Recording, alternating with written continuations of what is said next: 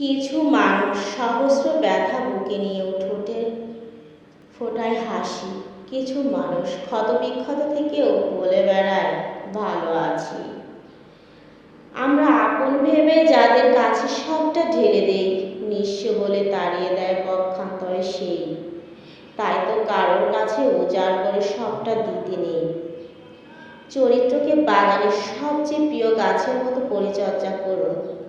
এতে ফল বা ফুল না ধরলেও লোকের সুদৃষ্টি পড়বেই। তর্কে জড়িয়ে মিথ্যা শোনার চাইতে সত্য মুখে চুপ থাকা শ্রেয়।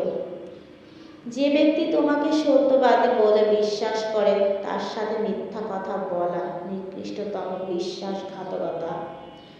প্রত্যেকটা সম্পর্কেই যদি শান্তিপূর্ণ দূরত্ব থাকা উচিত, কিঞ্চিৎ বেশিও না আবার কমও না। কারণ কথায় আছে না, কাছে তোমায় ঝাপসা দেখি, দূরে তুমি অদৃশ্য। যে গাছে ফুল ফোটার আগে কলি ফুটে মরে যায়, সে গাছের গোড়ায় অযথা পানি দেওয়াই বৃথা। সময় বদলায় না, বদলে যায় মানুষের মন। যোগ্যতার চেয়ে বেশি কিছু পেলে মানুষ হয় মনুষ্যত্বহীন। মানুষ ৯৯ ভাগ দুঃখের বোঝা বহন করে, ১ ভাগ সুখ পেয়ে আনন্দ করে। ভয়ঙ্কর ভয়ের স্বপ্নে মানুষের ঘুম ভাঙে, আবার অস্বাভাবিক আনন্দেও স্বপ্নেও মানুষের ঘুম ভাঙে। প্রয়োজনের তুলনায় অতিরিক্ত স্বাধীনতা পেয়ে গেলে মানুষ বিগড়ে যায়।